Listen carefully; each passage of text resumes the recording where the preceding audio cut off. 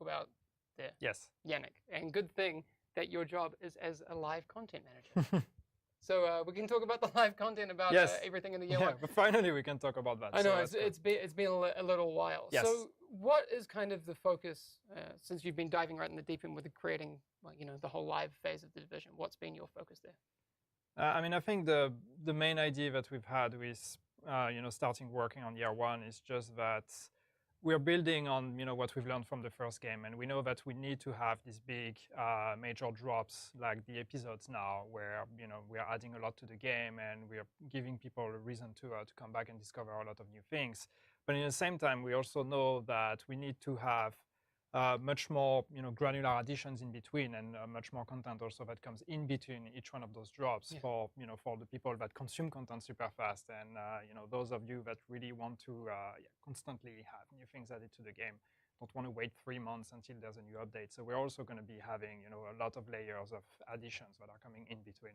Yeah, I know one of the things that I guess has been a focus for you is I learned a lot, I guess you could say, in all fairness, from the first one. Yeah. What are some of the things you think that you're most excited about that are the differences for that kind of live phase?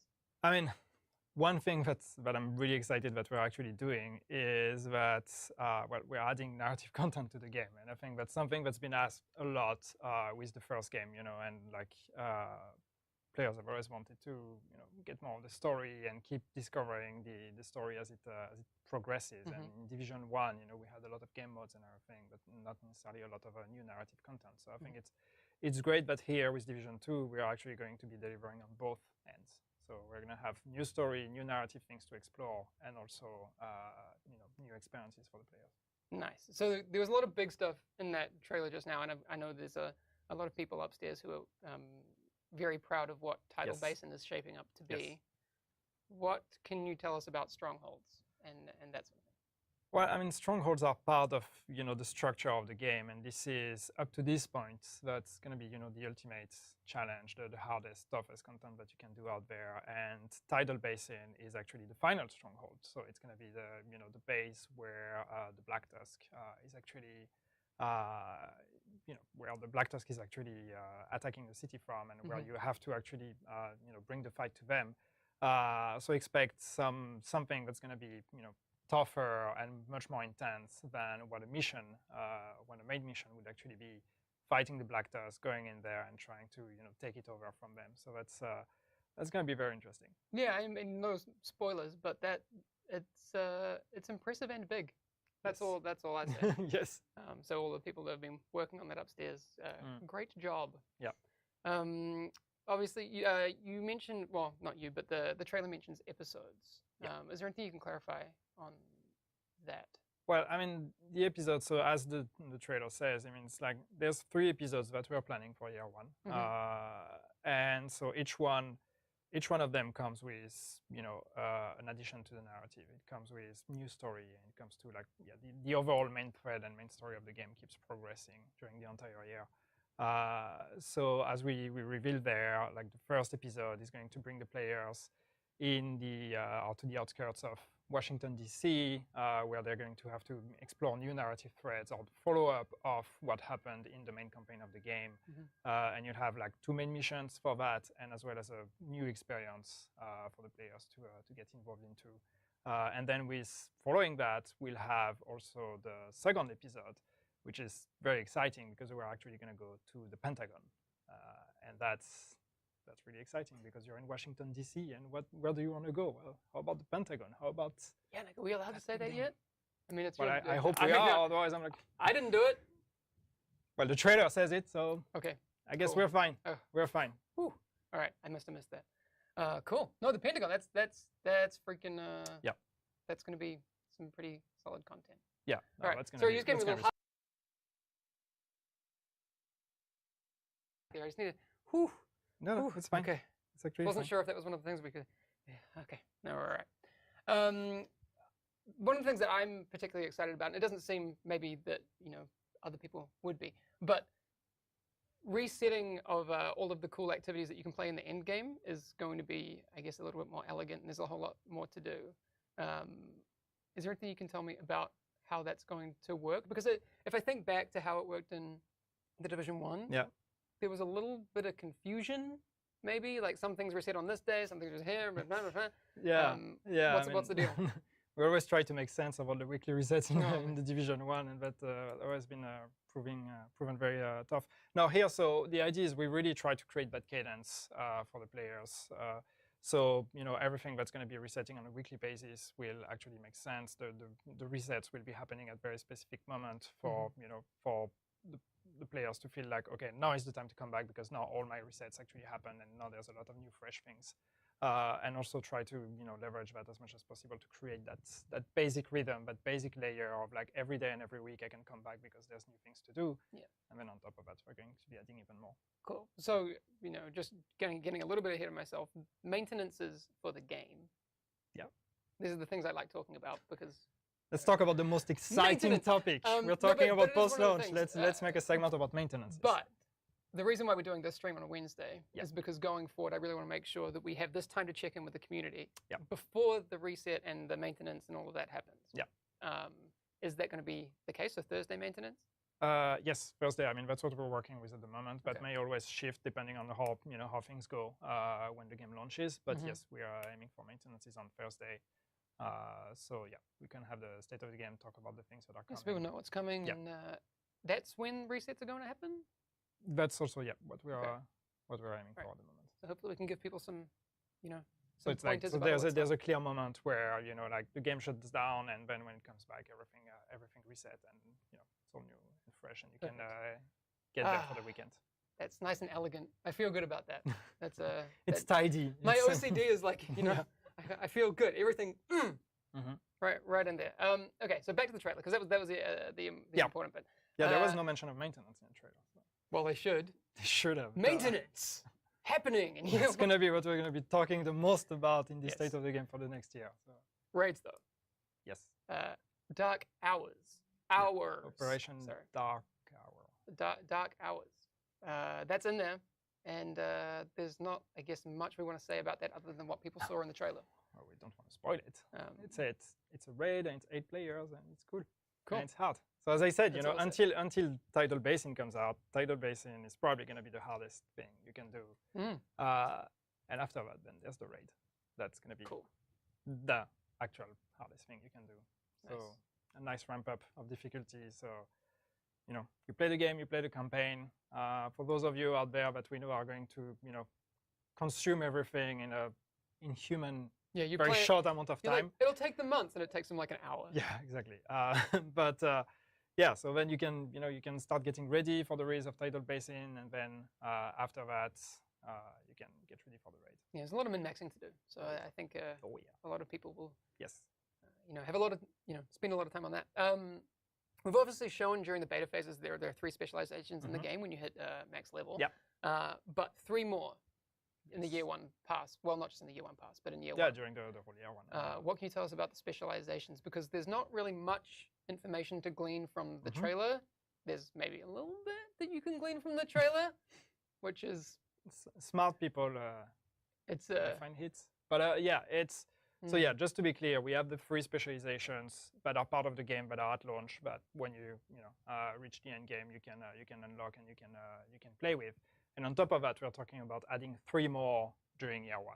So 3 more specialization with complete new play styles, complete new signature weapons, and complete new mechanics. One might say there was a mini spoiler in the trailer. Do with that what you will. I'm just everybody's gonna go back. What was it? I mean, that Reddit's already got a thread about the trailer with everything, way more than we knew. Anyway, I look forward to checking out the speculation after the stream. Also, all of the other stuff that comes with it, with additional exotics, weapons, like the gear. Yeah. How does that fit into the landscape of year 1? Because I like to use references to the past. We had big drops. When we came out with classified sets, there were 4 of them. There were big chunks. What are we doing for Division 2? Yeah, I think it's the idea is to try to spread it a bit more. So like gear is obviously a very important part of our game. So you have in endgame you'll have your specialization, you'll have your signature weapon, but the build that you put for your character is just equally as important. It's still a gear game.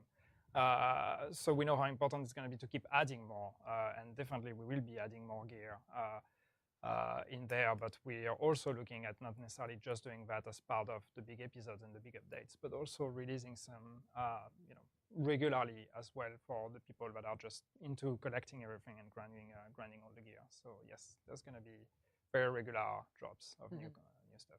So with the exotics, I know there's going to be a bunch at launch.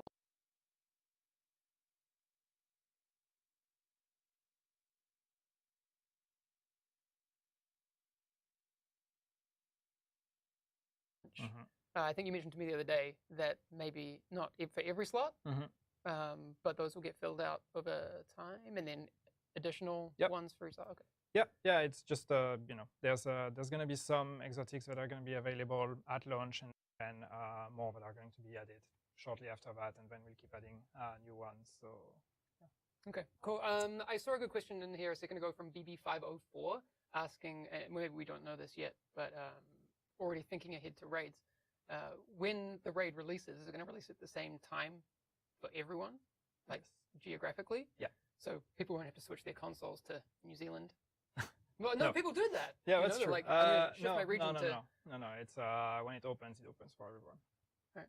Okay. So it's a server-side thing that we can. Yeah. All right. And then people can just race and try to be the first ones to beat it. Solid. All right.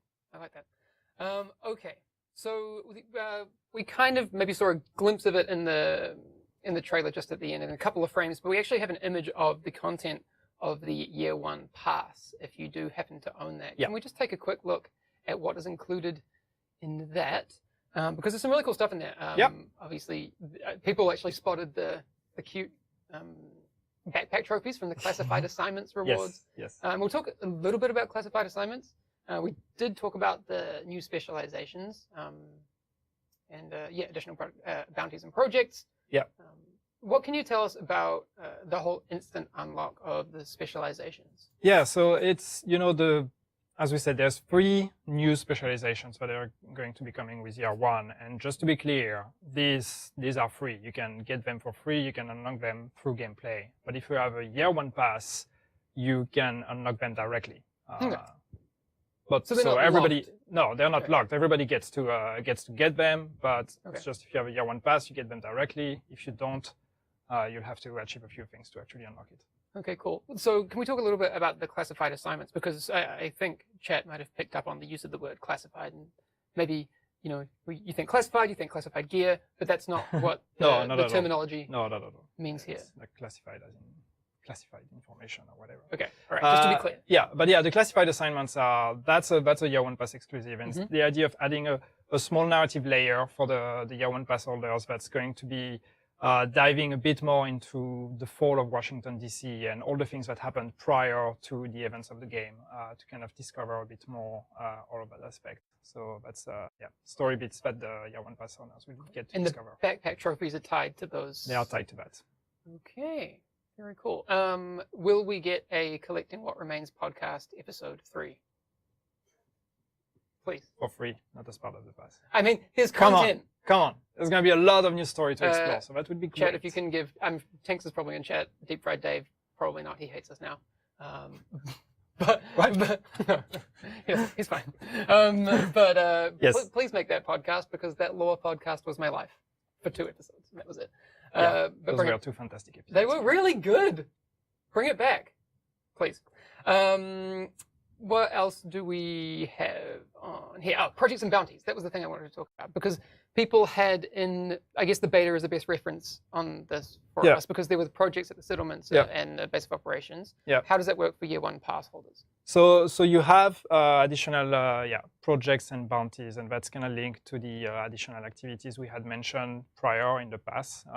So that's one aspect of it. The other one is the classified assignments. And the idea here is just how to give just an extra benefit to the Year One Pass holders. So what they will have is extra daily projects and also an extra weekly bounty on top of the ones that are normally available in the game. they won't have any extra, any exclusive rewards or whatever. It's just one additional avenue for people to get gear. We haven't shown the full bounties scope in the beta with the bounties network, but that's a similar type of thing for year one pass holders. Yeah, I mean it's the same thing as what will be available in the game. It's just you get one extra weekly one as a year one pass holder. Cool. So it's the whole fantasy of like hunting down high value targets and everything. It's an extension to the HVT feature we had in the first game. Just a cooler version. Cool. All right. I want to talk a bit, because I think it's important that we are clear from the get-go about monetization in the Division 2. Yeah. What can you tell us about that? Again, to be clear, I'm asking Yannick in the sense that he knows things, not that he designs things. I mean, it's, but what's the? It's a part of the game, so might as well talk about what's it. But going yeah, on? so there's two ways to monetize, or there's two aspects of monetization in the Division 2. The first one is the year one pass, and we've talked about that. Sure. So when you buy a Gold or Ultimate Edition, you get your year one pass. Later on, we also make the year one pass available for purchase separately. So if you want to wait and see if it's worth it after the game launches, totally cool. You can do that as well.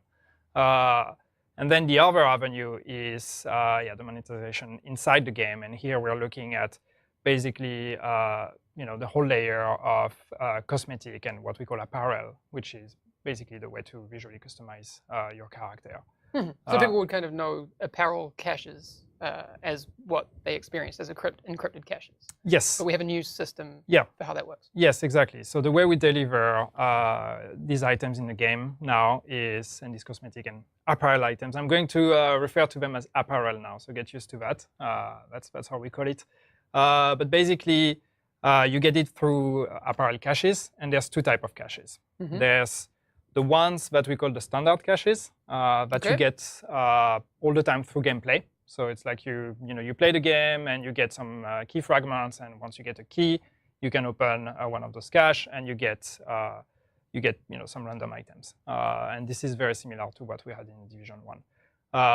But also all the items that are available in this standard cache can also be purchased individually in the store. So you can basically, if you see an item that you really like, you don't have to just like keep rolling in these caches. You can just directly go buy it if you want. But can you purchase a standard cache if you want, or only?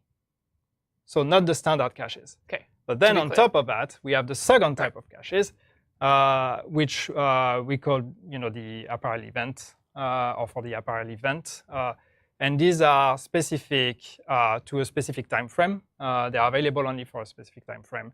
And these you can unlock through gameplay as well, or you can directly buy caches, and you can roll for a chance to get specific items. Now, this is built on improvements to the encrypted cache system we had in the first game. So there's a few improvements we've made there based on what the people wanted to see in the encrypted caches. And I think the biggest one of that is that you will not have dupes. So when you get not the standard ones, the gameplay purely ones will have dupes. The ones that are gameplay or monetized, so the event ones, will not have dupes. So that means there is a specific amount of caches you would need to buy if you want specific items. You know that if there's 30 or 40 items available as part of that cache, if you buy 30 or 40 of those caches, you will have everything, basically. Okay. So you can say that if you spend money, you will never get a duplicate. You will never get a duplicate. Okay. And how is that visually represented? I haven't actually seen it. So when you get an event cache, you can see everything that is in. Yes. So that's cache? the other thing we're doing. That was also a requested addition, is the fact that now you can look at what's actually inside the cache. So you know exactly what are the items you can get. All the items are on the same drop rate, on the same chance of acquiring them. So if there's 10, they're 10% each. Exactly. Okay. There's 10% each. And so you can see all the items that are available in this cache, and you can also know which ones you have and which ones you don't have. So you have very clear visibility on what remains to be acquired there. Okay. Now, if you don't want to spend any money on that, the other thing is that once a vanity event ends or an apparel event ends, all the content that was in this cache becomes available in the standard cache, so the ones that's only available through gameplay, or you can buy it. So you can still get it individually in the later. store. Exactly. Right. So if there is, as part of this apparel cache, event cache that is available and that you can purchase, if there's this one specific thing you want, but you don't actually want to buy the cache for chances to get it, you can just wait until it's added afterwards in the store to buy it individually. Yeah, I see Charlie Pryor in chat is saying, so to clarify, the same stuff you can get with payment, you can get within game without payment. Yes. That is true. Yes. And everything is cosmetic and doesn't affect the performance of your game. Yeah, it's all purely cosmetic. Cool. That makes me very happy because that's easy to deal with. All right, we have a little bit of other things to talk about. Yes. But I say a little bit. Yeah, actually, Ella brings up a good point. I did see that in chat as well. Can we clarify again what is the deal with stash space for pass holders? It's not for pass holders, but it's linked to the. It's a perk of the Elite Agent pack that comes in some of the. Okay, sorry, editions that's you what I can buy. It's not linked to the year one pass. So once again, the stash space, the extra stash space, is basically an early unlock of extra stash space. So what we've said is that when you start the game, for everybody, you will have access to 50 slots of stash space. And then you will get perks that you can unlock through gameplay to extend that stash space all the way to 100 by the end of the campaign, and then 150 total in endgame. Now, if you have the perk to get the extra stash space, what happens is that the 50 you're supposed to unlock at endgame, you will start the game with that perk already unlocked, which means you start the game with 100 stash space, and then you can unlock through the campaign all the way to 150. Okay. So it's a convenience addition for people to have more storage at the beginning. Cool. All right. Well, I did say that we had a little bit left to talk about, and when I say a little bit, there's actually pages of patch notes. This is my favorite. Yeah, because there's a small thing happening in just a couple of days. Yes. Well, we've already been through something recently, which was the test, which we were kind of quiet about for the open beta, which I guess was a PTS.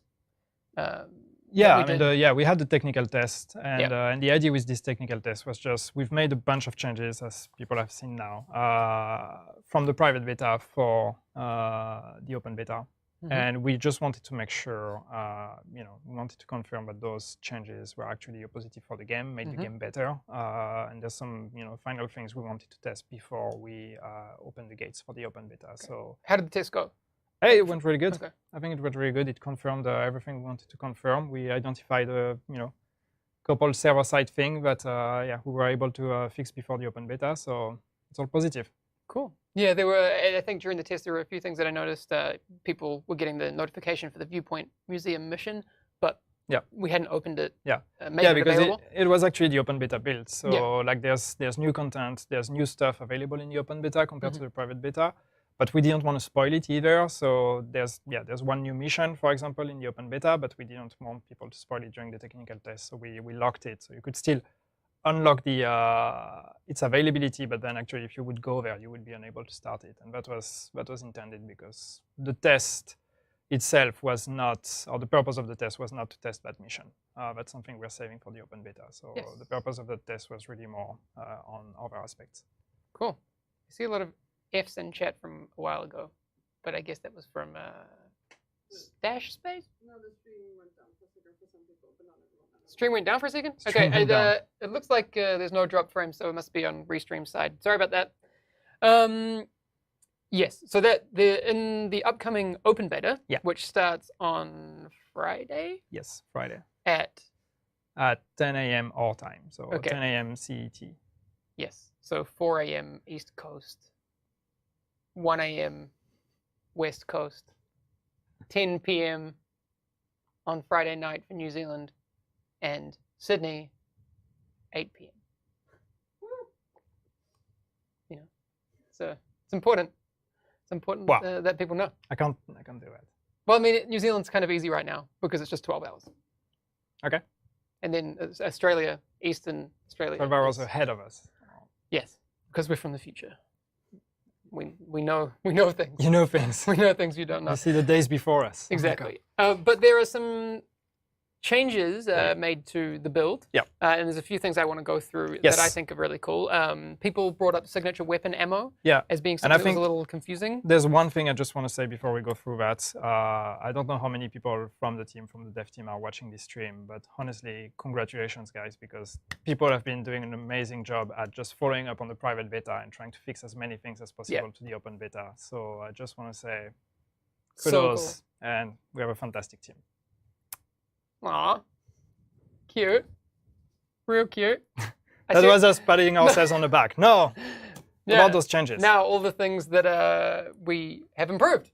Oh, well, not we, but smart people. The drop rate just of the two of us. We did it overnight. The drop rate of signature weapon ammo has been increased. I know that people were also a little bit confused. And actually, the trailer that we showed earlier on the stream, which is now live up on YouTube, does a good job of explaining how to get that. Mhm. What's the case for open beta with this change?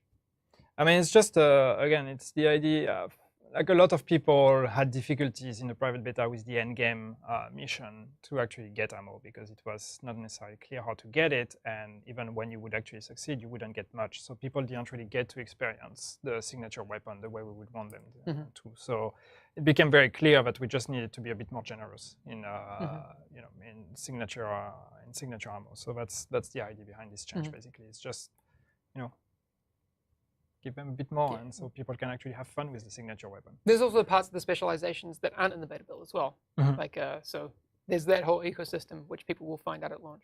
Yeah, I mean, definitely. The whole trees. There's a whole progression aspect of the specialization is not actually available in the beta. So there's much more to dive into once you actually get to play them in the real game. Exactly. The real game, I was going to say. The real game. Beta is not a real thing. Not a real game. When we were doing the streams during the closed beta, Frederick Islander was in here, and we got questions about the weapon mod bonuses, where they were basically, maybe you don't want to use them. So there's a change to make sure that the drawbacks are generally lower than the positive bonuses. Yeah. So that's cool. I think that's exciting. Yeah, I think that was the feedback we got as well. Was just like, you know, the end result of the, you know, the plus and the minus resulted in something that was pretty much neutral, and, you know, a mod should still be a bonus at the end of the day. So I think that was important to kind of tune that a bit, so it feels like you're gaining something by using the mod. Yeah, I heard people even saying that, like, maybe it makes sense to run unmodded, and I guess that kind of that's not something really we really want. the way we want it. The RPM of semi-automatic weapons has been reduced overall. Cool, good to know. I mean, sure, it makes Frederick happy, so. Yeah. Well, this is the reason why we do these tests, and we'll talk a little bit about the PTS in the future.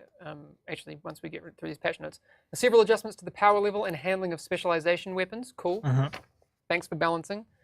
Enemy health and armor. There's a lot of tweaks there. Yeah, there's a lot, and I think it just to go on that very quickly, but it's you know, it has to do with the armor and the tankiness of NPCs and the bullet sponginess in a way. So we're pretty happy with where the game was at, but there were still situations and things, especially in the end game mission, where, you know, it felt a bit too much. So we wanted to address it, and this is a direct answer to that. It's just You'll be interested to hear from the people who have played the hardest difficulty with the 4-player scaling, and seeing how that's affected in the open beta. That's really cool. Increase the team-wide cooldown for enemy NPC grenades, RC cars, nice, and because suicide Hamish marked in drones. yellow the things he wants to talk about. I didn't mark in yellow. Ella did that. So Ella marked in yellow the things she wants to. No, they're important. I mean, I don't want to claim. Not that the your other way. changes are not important. They are. There's a lot, but we'd be here all day. There's if a we lot, went but through yeah, all of that them. would be a 2 hours stream just to talk about them. But yeah, so the Black Tusk enemies that start throwing, you know, driving their little RC cars at you and suicide drones. That's going to be. Yeah, it's reducing the spam a bit. It can get a bit exhausting when you're just constantly being spammed with. And there's some Hyena Russia stun baton shock status effect changes. So that's cool. The one, this is my favorite, I think. Despite the meme potential, sorry Reddit, that's what it says if you read the patch notes. Rushers do not curse as much while rushing the player anymore. It was incredibly annoying. Drew sent me a video. It was video. incredibly annoying. Drew, who's been on our streams and is in charge of the AI here, he sent me the most hilarious video of a Rusher just going at it. It's Anyway, it's one of those things that I will sadly miss, but I'll save that video and we'll share it in a few years because it's hilarious. But yeah, that's lowered a little bit. Yeah, that should be a bit quieter, a bit more, you know. But It's it's not gone, right? No, not gone. They're still rude. No, it's not gone. Yeah, They're still super they're rude. still insulting you. Yeah, it's still mean. Fixed an issue where having VSync off would cap the frame rate to 60. I mean, that makes no sense. Turn VSync on, it should cap frame rate, sure. Yes. But these are all the things that, again, tests come back to. Do you want to take over from there? Yeah, I mean, the ones that are highlighted here, like fixed an issue with airburst grenades, sometimes damaging the player on the server before the client grenade reached its destination.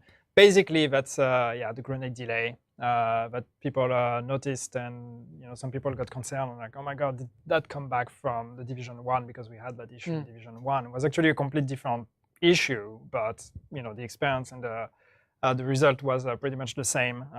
So yeah, that's fixed. Cool. Which is cool because we had Philip just here actually to talk about it when we were doing the beta stream. Oh yeah, when you spoiled the open beta. But I may have mentioned something about an open beta. Thanks, man. I tried to keep it discreet. I that was tried to fun. make sense to chat to keep it to themselves, and then ends up in a clip with like tens of thousands of views. Hundreds of thousands. Did you know that was one of the most watched clips on Twitch? Was it? Yeah. Yeah. What was it? The top? The fifth most watched clip. Yeah, fifth most watched clip. Can I week. put that in my CV? Yes, you can. You can put it on your LinkedIn. Well done. It's gonna make employers very confident in yeah. hiring me. And now there's we probably shouldn't talk too much about that because there are important people watching the stream downstairs that we Well, for all I know, I Don't might have said something I wasn't supposed to say already in this stream. So sorry. I might be fired, and I don't even know it yet. Yes. A cooldown has been added to aim assist. Oh, this is Moving important. on. Moving on, and this is for our console friends out there. A cooldown has been added to aim assist, preventing snapping on the same target repeatedly within a short time. And you know what we're talking about when we're talking about that. That thing. That thing. Yeah. Cool. And again, give us feedback on the open beta because we oh man, broken record, or as Ella would say, broken CD. That was fun. But I feel like we have talked about this a lot. We talked about it a lot during the Division 1, and it's going to be one of those things that we consistently want to address. So again, we understand the frustration for the people who are dealing with those issues, and do let us know if the changes that we've made for the open beta assist your experience, because that is important. Absolutely. Fixed a bug where a player could repeatedly pick up loot from the same Dark Zone crate. That seems broken. Cool. Not anymore. Again, and I've always said this, killing wildlife will no longer trigger skills, you monsters. That's what It's it also says. written. It's not Hamish. Hamish doesn't care if you kill wildlife. It's just No, what the just patch be notes said. consistent. Just because. Like, anyway, if you're gonna kill people, kill wildlife. I just. Well, you're not killing people. Well, here's You're my playing a video game. And this is my opinion, and not the opinion of Ubisoft. But if you can kill, Shut it down. no. I'll say, if you can kill animals, you should be able to kill civilians. It seems like a bit of a double standard. Just saying. Division 3. But would it trigger skills? Is the question. Okay. All right. This is my opinion. It seems inconsistent. Fixed weird doors. Good. I mean, they get everywhere those doors. No, it's true. I don't know why we still have weird There's doors. so many doors in the game, so there ought to be a few weird ones. Yes, exactly. All right, a couple more, and then we are out of here. Improve several NPC animation issues such as legs snapping, offset weapons sliding across the ground, and missing facial animations. Yeah, there were a bunch of those in the beta, and people reported them, and everything that kind of looks ugly with the NPCs behaving weird. So yeah, we improved a bunch. It says improve, not fix. There might still be some in the open beta. So if you experience any issues like that, please, if you can actually make a short clip of it, that's even better, but do let us know. Cool. Enabling and disabling the on-call option with the controller now works properly. Cool. Improved. Loading screens have been made slightly darker. Again, not a dark mode, but they are slightly darker. Yeah. It might sound like, it's not that big of a deal, but actually we got a lot of feedback on that because... Oh, no, that's what I mean. For those people who were giving that feedback, which I saw a lot as well, that is, tuned down a bit. Again, the brand, the visual identity for the game, the Division, and you'll actually see it on the whole state of the game screen behind us. It is a bit brighter, a bit, all of that. You can see it. Look look, like this. So we are aware, and that has been fixed. Okay, and there's a whole bunch more. Yeah, in I'm trying those to see patch if there's notes. anything cool in there. But if any of our mods can post those, because they are up now. Yeah, they're posted. Cool. Also, do people need to And download the driver? there's one you actually did not highlight, but I think is very important because that's the one that almost got me fired. Fixed an issue where on-call status did not persist across sessions. Cool. So that's the call for backup. If you turn it off, it will stay off. That's good. We will have this fixed for open beta. Is Great. what someone said. Someone also asked. Well, it was Ella, but I know people in chat asked about it too. If they play the private beta, have the client installed for the open beta, what should they do with their game install? Should they delete it? Should they Oh, the private keep it on beta? there? No. Keep the private beta client if you still have it. You won't have because- to download everything. If you Yeah, have the that? open beta is going to be a patch. So it's going to be a patch to the private beta client. So yeah, if you still have it, keep it, but we'll save you a few gigs of download. Cool. That's good news. Yeah. I guess that's all we want to talk about in terms of the open beta. Well, I mean, have we said? I mean, people saw in the technical test, but new level cap. Yep. So yeah, the new things we have in the open beta are there's one new main mission, as we've said. Viewpoint, right? Yes. Cool. And there's a higher level cap. What else do we have in there? There's two more things, but I forgot now. Forgot what they are. There's a new There's a new PvP skill. map. There's a new PvP map and a new skill. Yes, the chem launcher is in there. Yes. I can't wait till we show people the Firefly. Mm-hmm. That's so That'll be cute. fun too. Anyway, future thing. But yeah, new skill, chem launcher, isn't there? Yeah. And please do give feedback on that because I know people on the technical test were giving feedback, and we want more of it. So Yep. Please do that. Before we head off, I kind of want to remind people that agent highlights is still a thing, and also I want to start a new thing on the stream yet, and I don't know if we've talked about this, but I over this whole period of the betas have become kind Kind of of script. no, this is on script. Is it on script? Yes. Maybe I just didn't read the script. What is it? Wow. So, photo mode is really cool. I think it's awesome. Yes, it is. Obviously, with agent highlights, we have a way for all our cosplayers and artists and various people throughout the community who have different forms of art to get involved. Mm-hmm. Maybe that's a little high barrier entry for some people, but I think the fact that everyone now has photo mode is a way for people to get involved in creating really cool stuff. Yep. So what I want to do is using the Division 2 photos. Is it Division 2 photos or Division photos? Division 2 photos. It's written the Division 2 photos. And now I don't know if in the Read- graphic that I'm about read to your show you notes. what I wrote. It's no two in there. Okay, don't It's show the not. graphic. But yes, using the Division 2 photos hashtag, what I want to do is, so on Twitter, post your photos or videos or whatever you want taken from the photo mode in the Division. And what we'll do is during State of the Games, we'll do like a little segment on what those are because I want to see what people make.